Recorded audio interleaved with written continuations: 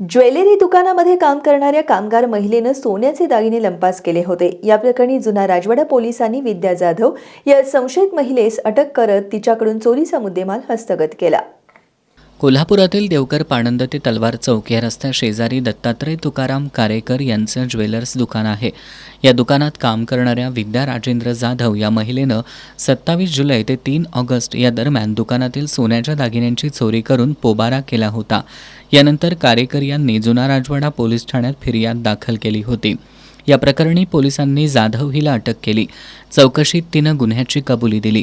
पोलिसांनी चोरीला गेलेले 17,86,000 रुपयांचा ऐवज जप्त केला। ही कारवाई पोलीस निरीक्षक किरण लोंढे यांच्या मार्गदर्शनाखाली पोलीस सहाय्यक निरीक्षक अशोक चव्हाण, पोलीस उपनिरीक्षक Sayali Padwal, police head constable Prashant Gholap, Amar Patil, police constable Mohan Lagare, Pratik Shinde, Yogesh Rakshe, Satyajit Dhale, Banutai Dhangar यांनी मिळून केली।